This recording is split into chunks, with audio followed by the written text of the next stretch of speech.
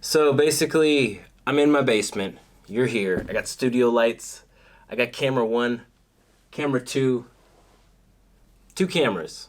Okay, 3 cameras. Boom, 3 cameras. So,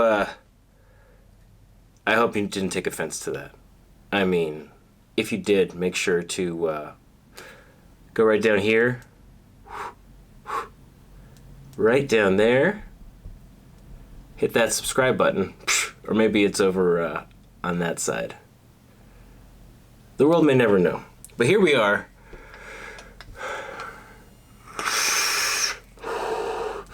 I'm sure there'll be some jump cuts in here. What are you figuring out as time goes on? The more you watch this video, the reason that you came here. The reason that you came here might be different from the reason that you stay. Keep that in mind. Okay, etc. But what we have going today is, let me tell you the story. I was gonna go to Indonesia for the Vape Fair in Jakarta. And before I went, Serena from GEEKVAPE sent me an email and said, hey, we have a LOOP 1.5 RDA coming out. Did you want to review it? Normally I say no to this kind of thing because I don't do reviews. Yeah, but this is kind of fun, you guys. This setup is kind of fun. My basement, it's like a little mini studio. Anyway, so she asked me to do a review on the LOOP 1.5, and I said, hey, I'm gonna be in Jakarta as well. Why don't we just wait? I'll check it out when we're there. You know, just being polite. So I went to Indonesia, and while I was there at Vape Fair, which was an awesome event, I'd recommend anyone who has a chance to go to Indonesia for one of their vape events to go. The country is beautiful, people are really nice, the vape community is awesome, and it was just a great time in general, so I would recommend going and checking that out. So while I was there, she showed me the LOOP 1.5, and I guess there's a LOOP RDA. I've been out of the loop because, you know, I've been focused on my own products, designing my own products, releasing them, running the business, and I haven't had a lot of time to look like any other products really. So when I got there, I looked at it. They had a display model out, right? And so I popped it open, I pulled out the RDA, and I thought, okay, that's really cool looking, immediately. Anyway, so the laser etching on this thing was what caught my eye originally. It was beautiful. And then I see this AFC, and I was like, all right. So you can turn that, and it just closes. And I was like, wait, how the heck did they get this ring on here? Because you take the thing apart, and this AFC is not like 2 pieces. It doesn't unscrew or anything. The top cap itself, it's just all one solid piece. So this was the first thing that caught my attention. I was like, man, how did you do that? Luckily, the engineer was there, and or one of the engineers that designed it, that helped design it. Maybe he designed the whole thing. I didn't ask. So he said that this is actually this is press fit together here with this little ring in there. And he said there was an O-ring in there, but I don't know where an O-ring would go. Maybe up towards the top or something. Anyway, that's neither here nor there. It works great, but the tolerances are just great. Like when you have it on a mod, and you have this screwed on, you know, it's really easy to turn even with no juice. Anyway, I popped the top cap off, and I see this. Why is this so hard to do this backwards? Okay, so I pop the top cap off, and I see this, and I'm like, holy crap, man. I mean, how much time, machine energy did you put into this thing? It's like crazy amount of machining that went into this negative post and the positive post. And so immediately I was like, man, I gotta open this thing up. So while I was right there, I popped this. Actually, I didn't even open the box to see that there was tools in there. So I just used the top cap to like unscrew this because I didn't realize they'd actually have all the tools in there, which I wouldn't recommend doing this. I mean, there's no reason to use the top cap like this. I just want to reenact this authentically, you know, accurately. So I started unscrewing it, and I screw this out, and I'm like, because I just want to see, I wanted to see how did they do this, you know? How did they get this positive post in there? Because the lighting in there wasn't great. I couldn't see down below the deck. You know, you'll notice that, like, as it turns, you can't really see down in there, you know? But I'll show you guys. I'll show you guys. So yeah, so I get this out. I'm like, what the heck? Why is there another pin in there? And so I didn't realize I could just open the box, and there's extra parts that come in here. There are extra parts in this box. So you get like a little tool that has all the things you need to adjust anything in here, and a little bag of extras. There's a 510 drip tip adapter in here. There's a hex tool. There's some hex screws if you want to swap them out, because the installed post screws are flatheads. And there's a squonk pin in there. And so I'm like, dude, the squonk pin, once I realized that, because at first I just assumed, man, this isn't a squonking RDA, you know? This can't be squonked. It's a bummer because of the way they designed it with these 2 extra pins.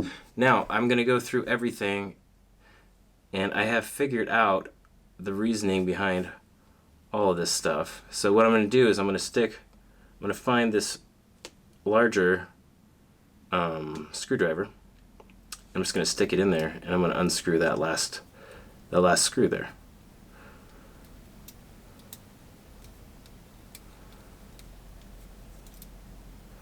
There we go. I should be able to get that out with my hands now. So it has another contact pin in there. And I was just thinking, like, why does it have 2 contact pins? It didn't hit me right away. I'm gonna explain everything. I figured it all out. So basically, like, once you remove that contact pin, it's just like the majority of RDAs, where this positive block that connects to that contact pin is loose. It's loose. So like you can get that out of there now. And it's like, it's machines, like the tolerances are so close that fits out, it comes out just like a puzzle piece, you know? And so like the tolerances are so close that like even when you pull it out, it doesn't just fall out of the deck. You have to like maneuver it in order to get this thing out. Now there's no reason for you to take this apart unless you were just trying to figure out how it worked, you know? So hopefully I'm doing that for you so you don't have to do that. And then you have a peak insulator. A peak insulator that pops out. There we go, yeah. So this little peak insulator just pops, it's like a glove. It fits so well.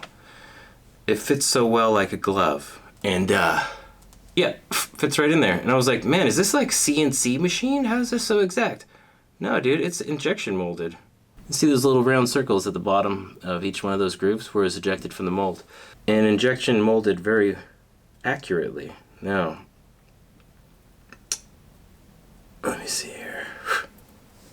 So anyway, so back to, that was quite a long aside to explain. So that fits just right back in there. It's actually, if you do end up accidentally removing this positive post or something, then you can easily just put it right back in there. Once the pin is removed, the positive pin, or this positive block here that slipped out, that becomes loose. So in order to keep it secure, you would need to keep that thing tight.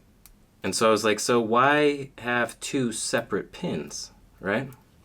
Now most RDAs have this same design, have this same like concept where the 510 contact pin secures the positive post in the deck. So this is no different, you know, that you have this internal pin that secures that positive block, and then this extra pin, what this gives you is adjustable 510 without compromising the integrity of the positive block.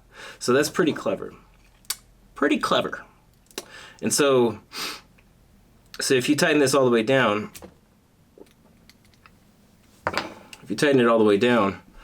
you will see that it is secure and everything, and it's protruding enough for, you know, most hybrids or whatever mod you want to use it on. But if for some reason your mod doesn't make a connection or something, you can loosen this out you're still going to have a really tight positive block. That's not moving anywhere. You know, this positive post isn't going to go anywhere, and you can still adjust this for fitment on mods. So that's a pretty cool design. And obviously, in order to use the squonk pin that comes in here, I might as well give you an up close on that too, because this is pretty cool. Overall, really impressed so far. I haven't built it or anything. I just wanted to let you guys see why it impressed me. Okay, so this squonk pin has a hole right there and a hole right there. We got the threading up top, so these holes are below the threading, and you got a hole straight through. So I mean, that's, I don't want to beat it into the ground or whatever. There's a lot of attention to detail that went into this thing. So the juice squirts out through the sides of the pin to kind of fill the deck evenly. The whole entire inside of the deck is totally empty. Underneath there, let me use the screwdriver here. Underneath inside here, you can sort of see it here with this lighting. There we go. It's actually totally empty down there. It's just like a big swimming pool for juice and wicks. So anyway, so this was my next conundrum, right? Because like I saw at the convention, like this, it feels like one piece, you know, you take off that positive block and then this thing is still in there completely, the negative portion of this deck. And I'm like, what the heck? How the hell did they do that? You know, because it's literally impossible to machine down underneath this if this was all one piece. And so like if you look closely down here along the side, that little ring, that goes all the way around the whole entire deck. So this portion, this big portion here, is connected to the ring down there. It's all one solid piece, and they press that in all the way down to the bottom of the deck. And that it's so exact that this positive post just fits right in like a puzzle piece. I'm sorry, I could go on for hours, honestly, about how cool the engineering is on this RDA. Now, there's also some notches here. You'll see right there, some notches. And then inside of the top cap, there are some corresponding notches right there. Jets out, you can see it up there. That notch. So when you put it together, that notch fits into that notch, and that lines up your airflow just perfectly with where your coils are gonna go. Now, the con,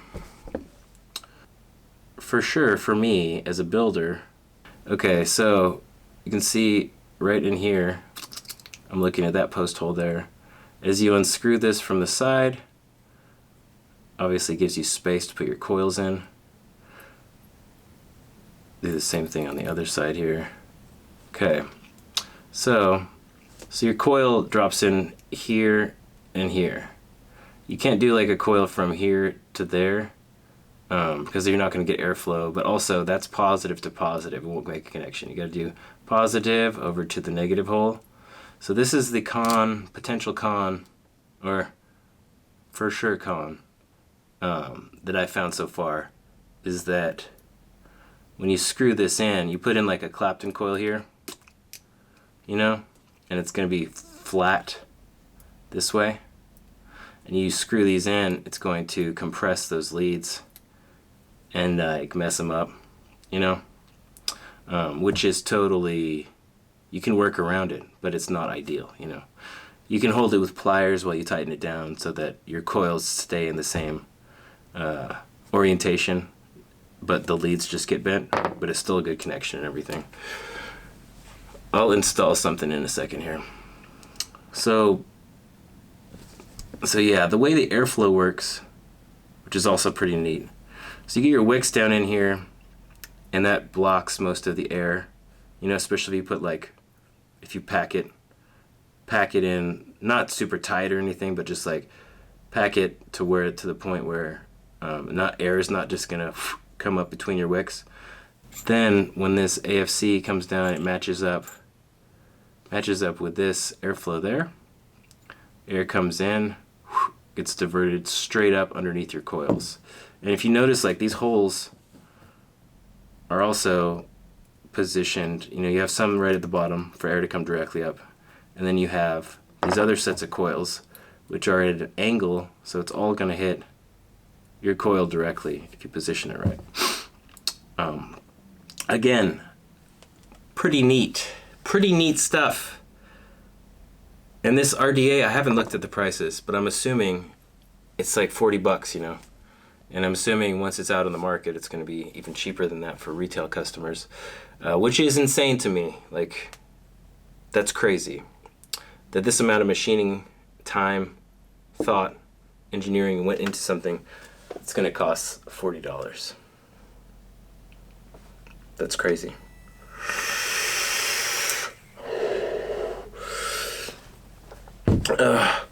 Okay, so I'm gonna throw a build in there. I'm gonna throw a build in here. We're gonna try it out today, right now. Okay, you guys. Well, here we are. We're not in the future. We are in the future. We're in the future now. The past is gone. I made some mistakes in the past, which we won't talk about. It's been a week since my last video because I made so many mistakes. And so here we are. Here we are. Here we are. Yes. So I'm going to throw a build in there for the second time. I basically threw a build in there. The video was all messed up. I vaped it for about a week. And here we are again. I'm going to do that portion over. And yeah, I mean, let's get to it, huh? So you have some holes down here, which I mentioned earlier. Now that's where air is going to come out of. Air is going to go into your air hole here from the AFC on the top cap. And then it's going to come up through here towards your coil and through these bottom holes towards your coil. Now these bottom two holes also are for your juice to go down in. So you can drip through the top cap. Juice will slide down both sides here and will drain right through there. Now I did notice that that does create a bit of spit back. So let's just go ahead and throw a coil in here. Okay, so as I had mentioned before, the post holes are oriented horizontally, which is kind of a pain, and I'll show you exactly why. So when you install your coil here, and I'm using a spaced coil, I'm hoping that'll cut back on some of the spit back that I was originally experiencing on this. So you put your coil in, and then when you go to tighten the leads, it's actually going to hit that wire on the side there, as you can see. And I'll crop to a closer up view as well. And so you see how it moved the whole entire coil over? So I'm going to leave this screwdriver in while I do this, just to kind of hold its place. And I'll get you a close-up view of exactly what happens there.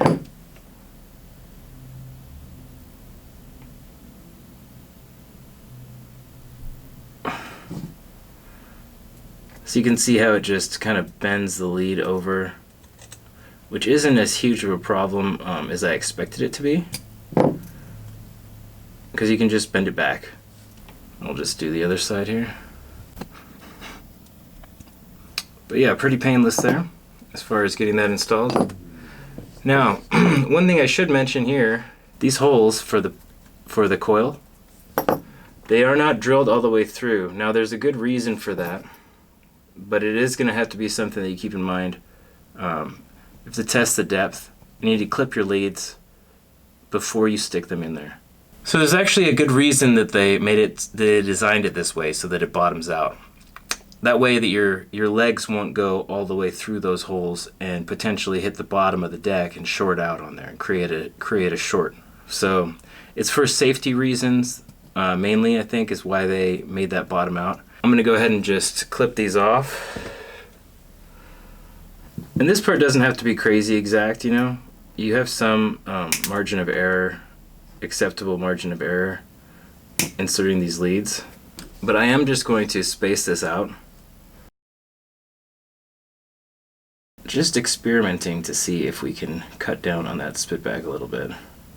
So also what's nice on a spaced coil, you won't have to worry about getting the hot spots out like you normally would, because since the wire's not touching, has no opportunity to short out in there. All right, and then once you have your coil spaced, and I like to have the coils spaced out so that it just slips right into those holes, you know? And so I could have added an extra wrap on here or extra 2 wraps on here, put an 8 wrap in there, but I just wanted to have a 6 wrap coil. So let's just go ahead and tighten that down, which does bend the lead over, of course. So you have to like reposition it once that happens, and then do the other side as well.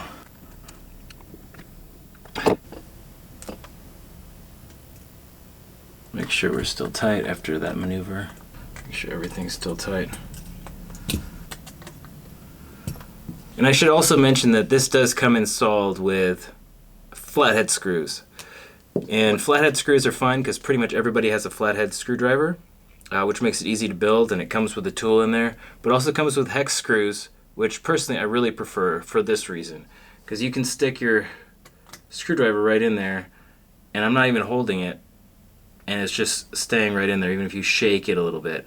As long as you have like a nice hex driver, it makes it super convenient. So that's why I swapped out the flathead screws for these hex screws.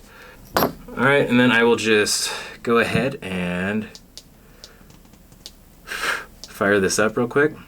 And as you can see, there's no hot spots at all since this is a spaced coil. So I'm just going to go in and make sure that everything is straight the way that I want it. And let's go ahead and check to make sure that the coils are level on the sides here. So when I pull it over this way, I can actually see that this coil over here needs to be straightened, so I'll go ahead and do that. And that's looking pretty good. We'll just go ahead and leave it like that. Let's put some wick in here now. Japanese cotton. It's all I've ever used because I purchased some on Amazon a couple years ago, and I accidentally bought a lifetime supply. So here we are. I like to use the roll-up method with Japanese cotton, where you just kind of grab it by the sides and just roll it to the diameter of your coil. Now this is like a 2.5 millimeter inner diameter coil, so I'm just going ahead and cut it off right there. It doesn't need to be too fat. And then do the boy method at the end, where you just open it up a little bit.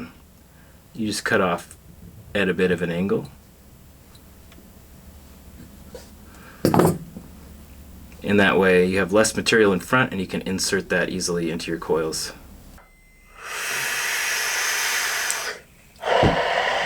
Alright, let's just install the cotton into the coil. Go ahead and slip it through. There we go. Slip it through and just grab one other end, and this should be pretty tight.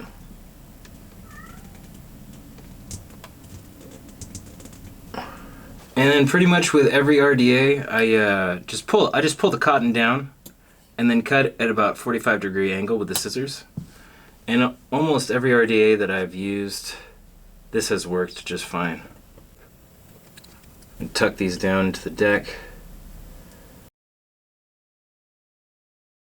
For the cotton, you just want to make sure you clear this airflow slot right here, because that's where the top cap's going to come down, and you don't want your cotton pinching in between the top cap. And then just wick the other side. Get that cotton rolled. Alrighty, slip that right in there.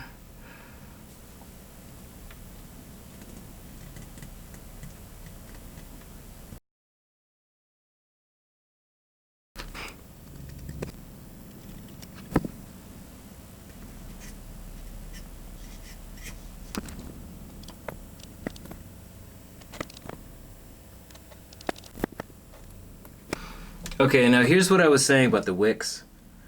That you want to just get them over here. You can basically just run your screwdriver or whatever you're using right along the edge of that metal piece, and just make sure the wicks are packed in there. And that's why you want to use a little bit thicker wicks, because this is actually blocking the air from coming through on the sides. So what that's going to do is it's going to ensure that the air coming in here is going to pressurize underneath the deck, and it's just going to come straight up underneath those coils. Now this juice well is pretty gigantic because the whole underneath portion of the deck is totally wide open. as I showed you before, it has the ring for the negative part, and it's just wide open down there. And so you can just drip a whole bunch of juice straight down in here. As you see, like, it just drains right through. And it just drips down and fills up that hole underneath of the deck. And it fits, you know, quite a bit of juice. Then you just put your top cap on. Basically just line it up. You see this notch here? And there's also a notch on the inside of the top cap. You want to align those, but an easier way to do it is just to grab your airflow and match your airflow up with this outside here. And if you don't get it perfect when you put it down, which I did, you can just kind of turn it from side to side and it'll get that on just perfectly. There's one more thing that I wanted to bring to your guys' attention as far as like the top cap and the airflow. I noticed that it had juice coming out, like when you adjusted the AFC. I'll just show you. If you happen to get juice through here, like say you over drip and you tilt this thing, and juice gets into these slots, into the AFC, there's actually space between the AFC and this top cap. So then every time you adjust your AFC, you're gonna get juice coming out of there. Now if you already have this RDA, and you're experiencing that juice coming out of the airflow, something that I've resorted to is actually, once I have the airflow set where I want it, I'll just pop the top cap off, and then I'll wash the top cap in water and then dry it out really good, and then just put it back. And that way, that's cleared all the juice out of there. Now it'd be nice if you didn't have to do that, but I found that's the best solution, and then that's cleared out, and you won't have to do that again for quite some time if you just leave your airflow where it is. Like once you have your airflow set, just keep it where it is, you know. But what I noticed like made it really bad is if you tip it over, kind of like I'm doing right now. This design is cool in a way because if you tilt it over accidentally, it doesn't seem like the juice actually pours out. It gets stopped by, I guess, you know, the surface tension trying to get through these little grooves. It doesn't come through. But the problem is that then juice is definitely in between this layer and the outside layer, like the inside layer and the outside layer. So then every time you adjust your airflow, juice is going to squirt out of this single coil slot right here. You'll have juice just pouring out of here. So do I like the RDA?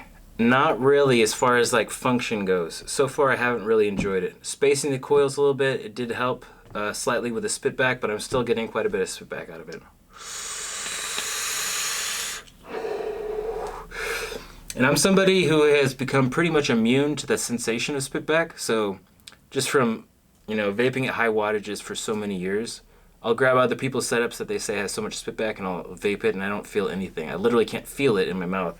So the fact that I do feel this, I would say that the spit back must be pretty bad. As a squonker, I'm assuming that the spit back won't be so bad because the juice doesn't go through the air holes. Since the holes that drain the juice through are also being used as an airflow underneath the coil, I think that's what's causing it. Juice going down in there is getting stuck, condensation down below is getting caught, and then when you inhale, it's getting sucked through. I thought spacing the coils would help, and it did seem to help a little bit as far as the amount of spit back I'm getting, but I'm still getting a significant amount of spit back here. So I think as a squonking RDA, which I have not tried, but I think as a squonking RDA, I'm assuming that you're not going to get quite as much spit back just because the juice isn't actually traveling through. Now it's nice as a dripping RDA, you can just, you know, squeeze it straight through the top, but you're gonna get some spit back. I mean, that's how it's gonna work with this RDA so far from what I've seen over the last week. And after you take a few draws on it, the spit back does go down a little bit. You don't get quite as much, but it is definitely still there. Now, besides that, the vape quality is pretty nice, and I've taken this up to around, what, 120 watts. I got a 0.14 ohm build in here.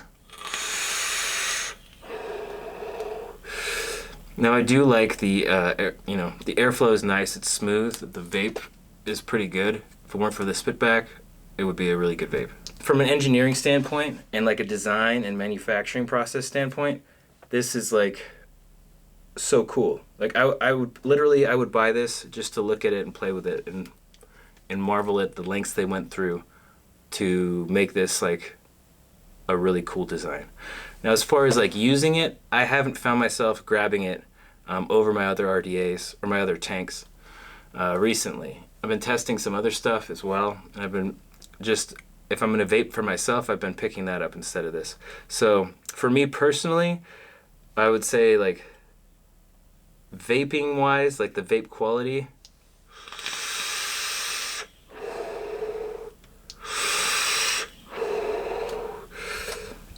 I mean, it's a good vape, but the spit back and then the juice coming out of the sides, I don't really like it that much. So if you're gonna buy it to look at it and play with it and enjoy the design, I would say go for it. If you're gonna want something that you really like vaping and the cons that I've mentioned would bother you, then I probably wouldn't go for it. But you know, I have to say I'm impressed with it, with the design. So I know that's kind of a mixed review, but that's what you're gonna get. That's how I feel about it. So thank you guys for joining me on this journey. I apologize if you didn't enjoy it, but I did not enjoy it either. This was a lot of work. Anyway, I'll see you guys sooner than later. We'll go ahead and end it there.